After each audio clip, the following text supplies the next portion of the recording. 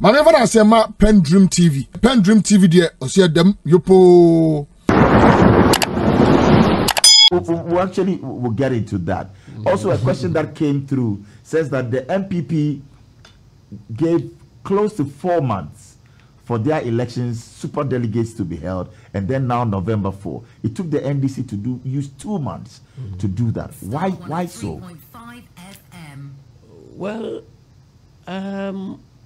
I would say that hasty climbers easily fall. You see, when NPP started with their election, they started before us. And I heard no less a person than the president himself on platform claiming that NDC, we are in opposition. We are not able to put our acts together. We are not able to do our internal election. They are in government. They are busy people. They have finished their first elections. And I said, your constitution is different from our constitution. The way you go about your things is different. The way you prepare before you begin your elections is different from us. So the end justifies the means. We have finished long time. They are still struggling. Are they not? So it tells you that we are operating different systems. Interesting. 2 weeks weekends and I ago, believe that they don't have courageous party leadership. That is why they are NPP doesn't have courageous party leadership? Yes, that is why they are in what they are in. Really? Courage doesn't mean violence or anything. But people... But they have effective leaders. I mean, the general secretary is there, Courāgeous Frimpong, the party chairman. Are you saying they are not courageous? Johnson is still in Ketia? My brother, why are they taking decisions and going out and complaining about those decisions? Are they complaining? They have allowed the party to be run from outside. Has the party been hijacked? I believe so, but wherever you find a party not being able to take decisions that are considered to be not supportive of the president's position, that party is a tool in the hands of that president, and he will choose to use it anyhow. But the party should be able to stick to their rules and their practices and everything, and that is where the party can do what they are established to do. Isn't that what they are doing? No, you see, this whole business of super delegates and so on and so forth, they could have, there are reasons to disqualify more than 5 of their 10 presidential aspirants. They didn't have the courage to disqualify anybody. They say, oh, then let us go and let the people decide. So you spend money to do super delegates, and that super delegates has created a bigger problem for you. You feel that was needless, and they had every reason to disqualify even me from outside. I look at they had 10 people contestants in there that you should have disqualified from completely. They could have disqualified even more than 5. Really? Yes. And like who? Cogent. I'm not going to mention them, but I'm saying that 5. They have cogent reason. There was no need for this super delegates thing at all. There was no need because they could have disqualified at least 5 of them. Looking at those personalities, if I were the general secretary and going according to their constitution, they could have disqualified about 5 of them. But they just gloss over and say, oh, we don't want anything like Ponto's Plateau. No, I'm washing my hands. Let the delegates decide. And they ended up in this mess. And you know, are they in a mess? Well, unless you ask them. From outside, I see that they are in a very big mess. The NPP is in a mess. They are. But they set out the date November 4. They are having to choose between the devil and the deep blue sea. So, and that is why there are people who are complaining outside. That is why people are jumping ship. You see, when Nanado and his people decided to hound away elected national chairman, elected general secretary, and nothing happened, and the party was rushing to endorse that illegality, I knew their party was gone. So you're saying that the NPP party is gone? At that time. So, because you had a presidential candidate, not yet a president, and is able to orchestrate the removal of elected national chairman, elected national vice chairman, elected general secretary. And you were jumping over each other to endorse that illegality. How can any of the current executives take a position against what Nanado decides? Now that he's a president. He was then a presidential candidate. Now that he's a president. So you see, you look at what is happening. When my senior brother, Stephen Tim, you know, we come from the same. Yeah, you're from the Bono, yes. Stephen Tim and JFK were elected. People were jubilating that they were all Alan people. I don't know about their inside stuff, but they were jubilating that they were Alan people, so it will pave the way for Alan to do what they want. You ask yourself, how come they go and establish and preside over systems that will work against Alan to the extent that Alan will have to resign? Well, because they have now become toothless bulldogs. If you joke and they call you and say that, look, this is what the president wants, you either do it, or if this person becomes presidential candidate, they will treat you like Paul Afoko and Kwabran Japan. What would you do? 23 minutes after 8. It's getting interesting. Loads of messages right here on Star 103.5 FM. Francis Abba, our producer, is sending a lot. But 2 weekends ago, I should say, there was an unfortunate incident at the UTV studios when NPP supporters and some youth executives stormed the studios to demand representation on a live show. What do you make of that incident, General? I know, yes, they've been fined 2,400. Maybe they allowed, maybe the despite media allowed itself. They allowed themselves? They allowed NPP to believe that they can control whatever happens there. No, but and so that is why those guys they took. No, but they took them by storm. They showed people. We've seen over videos. the years. Yes. Over the years, they had created the impression that they can be controlled. Are you saying that despite media has created that, opportunity or environment, that they will be controlled by the NPP? Did you read the letter written to them? I did. I heard it. I mean, I saw snippets of it. Have they ever written such a letter to you? No. So how come your party people will sit there and believe that if we want this person out of the show, we can write to them and they will change? Are you saying despite media is NPP or sympathetic? I'm not saying that. I'm saying that just go behind, that letter. Why on earth would somebody believe that as a political party we can write to demand that cancel this show or change it in this way or do it in that way, sign on their letterhead and present it to you? That is why Despite Media also came out and they made sure that they, followed that to its logical conclusion. General. They are now,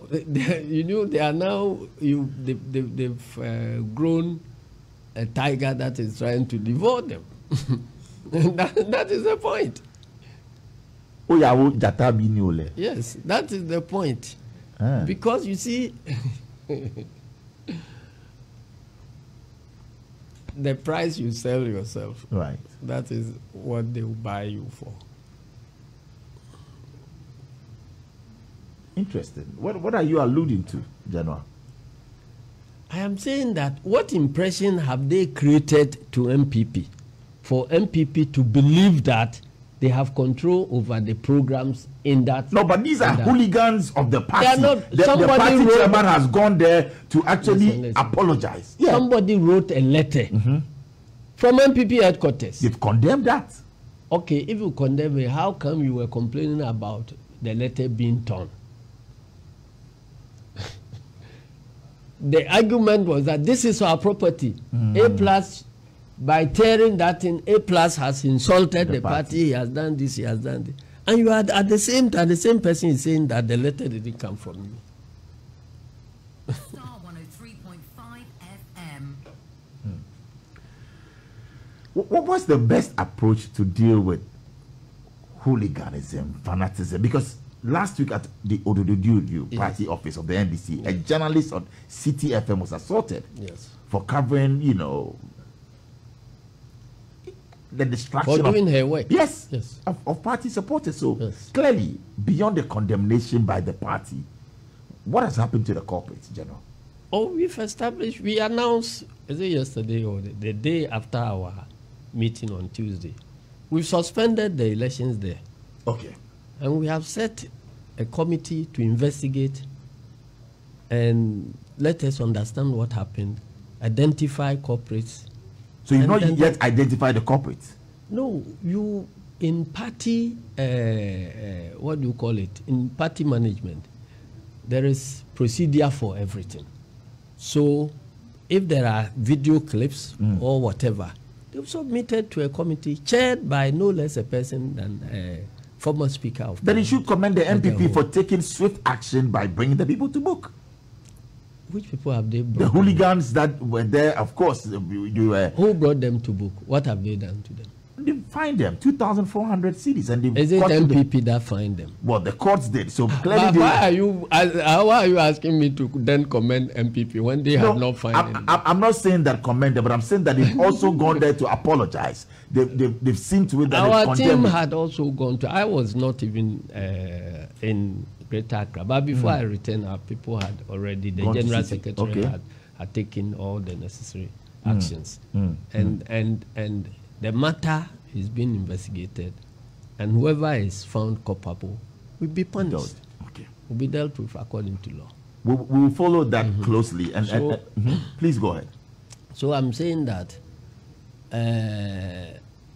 what is happening in the media space, I warned about this thing more than 3 years ago.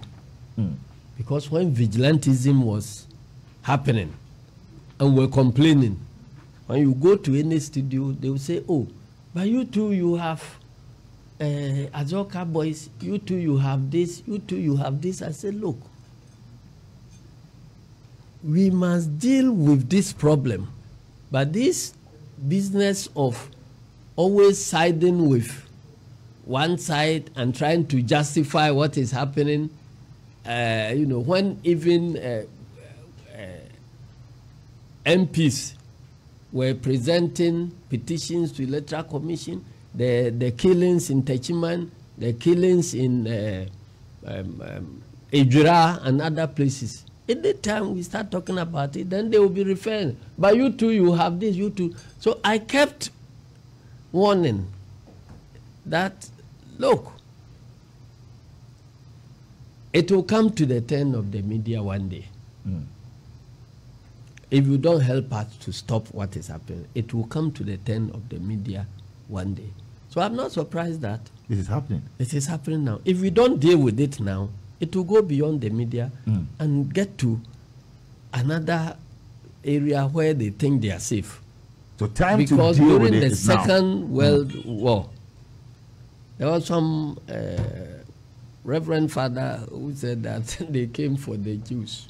Nobody. I didn't complain because I wasn't a Jew. I didn't mind because I wasn't a Jew. Then they came for the communists. I didn't complain because I was not a communist. They came for trade unionists. I didn't complain because I'm not a trade unionist. The day they came for me, there was nobody to complain. Interested. We'll go to X, formerly Twitter, and we have some messages there. This one is from Caleb. Caleb Kofi Wright says that, why did he say that, okay, so I'm getting this one from Caleb now. Why did he say that we should set up a medical team to scan through our president's head? Did you say that? Yes, I did. That we should set up a medical team. I stand by everything that I have to said. Scan the president of Ghana's head. Not to scan, to examine. To examine. Don't put words in my mouth. No, it's from Caleb. He sent that. So I said, Caleb Kofi Wright. You see, putting together a medical team to assess a leader or an appointee. It's not a new thing. It's a democratic thing.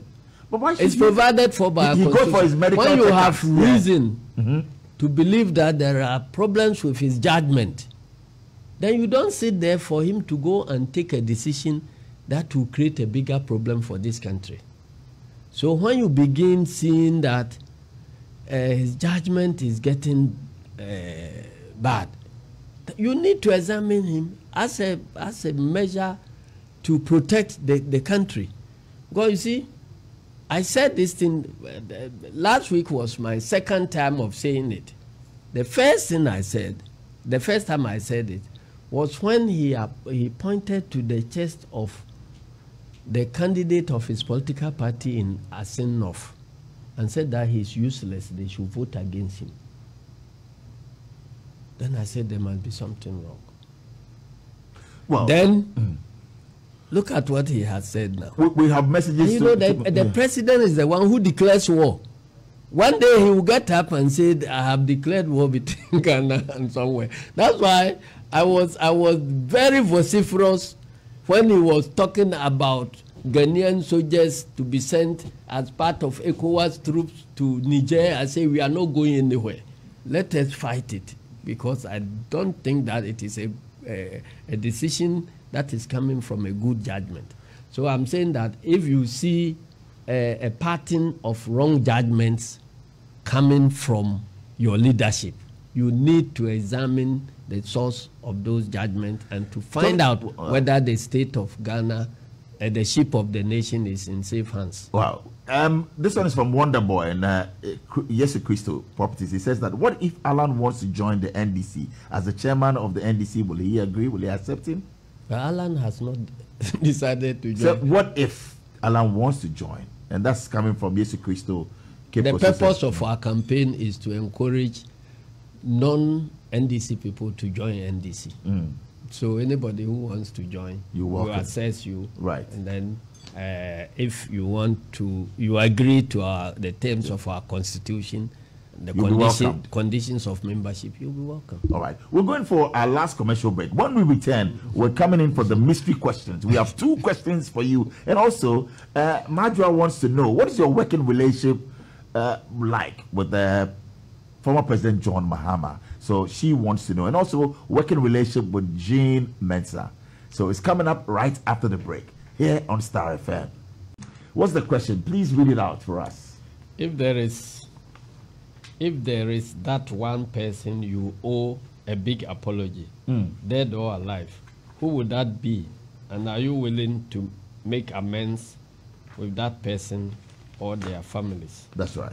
Anybody? If there's in that my one person life, in your life, there is nobody I have a problem with. There's nobody that you want to apologize to. I don't remember. I don't remember. Wow. Nobody at all. Nobody. Because as I've told you, you don't sleep. If I argue with you, that's the end of the matter. Right. I don't keep hate against people. I don't hold things against people. So no apology to anyone. I don't think, unless somebody reminds me about somebody. But I don't think that. Right. We'll move on to your next mystery question. And yes, as you get to read it out for us, which one is it? Who is the best president of the NDC tradition? Rawlings, Mills, or Mahama? Well, each of them came at a time. The conditions they were operating in were different. And leadership is tailored towards the conditions, the requirements, the emerging challenges at a time. Each of them proved to be a competent leader and dealt with the challenges as they came at their time. If pushed to the wall, out of these 3 gentlemen, who will you go for? Pushed to the wall to choose one. I won't choose for anybody because the conditions they operated in were different. And I believe that all of them performed. All at par. All of them performed. All of them performed. But you see, it is very difficult to do that type of assessment. Okay. Because first of all, they came at different times.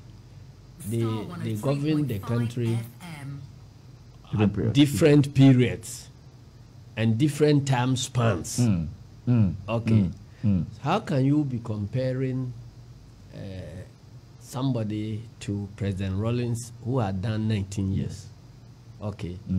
And then Professor Attãcks did less than 4 years. Okay.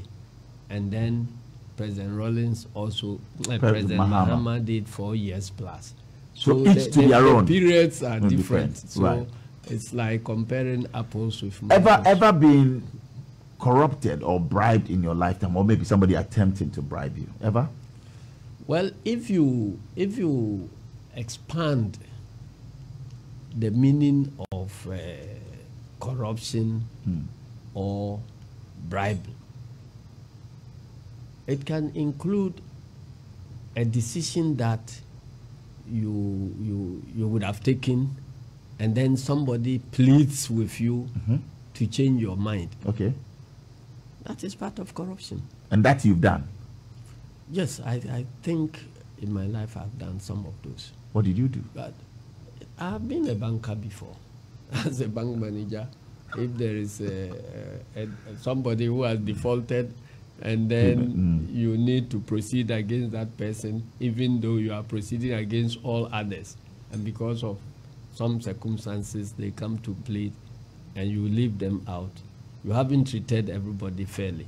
So some of those things, and because of the nature of the works I have done throughout, I cannot say that I haven't made some of those concessions. So you deem that to be corruption? Yes, because corruption, broadly speaking, is abuse of office for certain selfish ends. You understand? So those ones, yes, but doing things knowingly, wrongly, because somebody is giving you money or this thing. No. I don't remember. Which of these has been your greatest temptation? Alcohol, money, women? None of them. I engage in all of them in moderation. Moderately. But none of them becomes a problem to me. Yeah. Women in moderation, money in moderation, alcohol in moderation. Even food in moderation. That's why I'm that is why you are who you are. That's why I'm not growing big. But everything in moderation. Everything is in moderation. That is the golden rule. If you had not gone the political path, yes, what would you have become by now?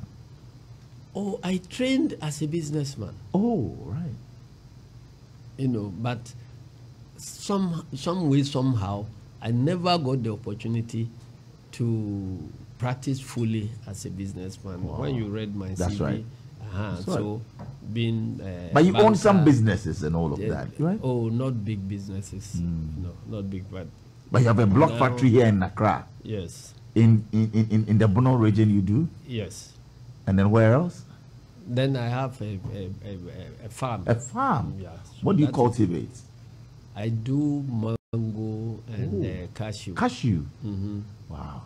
You're a rich man. 200 acres. 200 acres? Yes. Wow.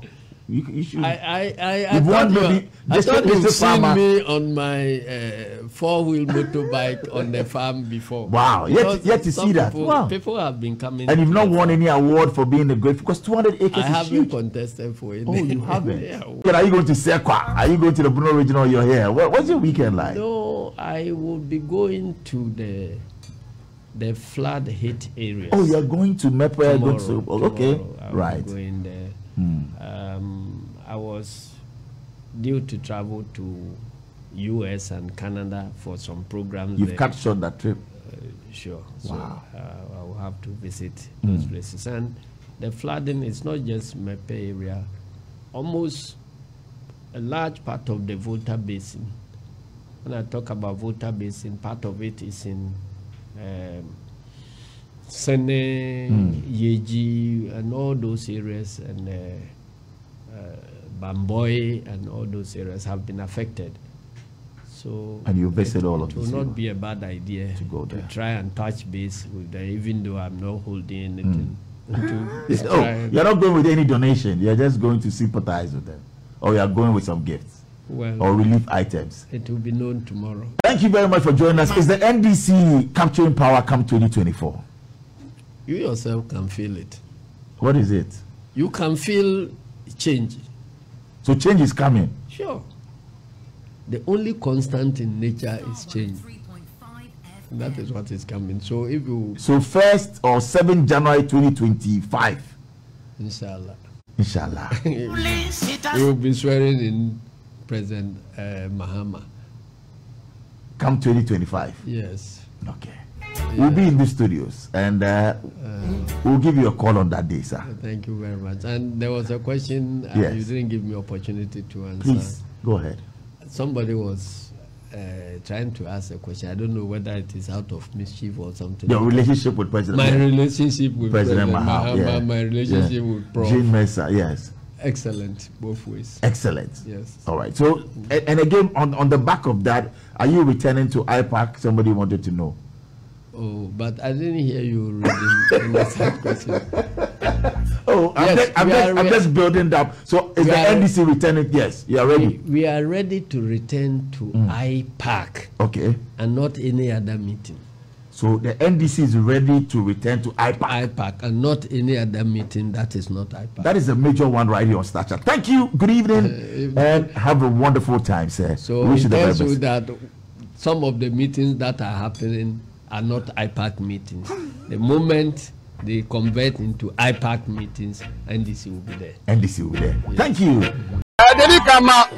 PENDREAM TV ase. Now, so far so good. Say open online portal e wo Ghana. Nipa share, nipa follow, nipa comment here. To my best of knowledge, without any biases, PENDREAM TV.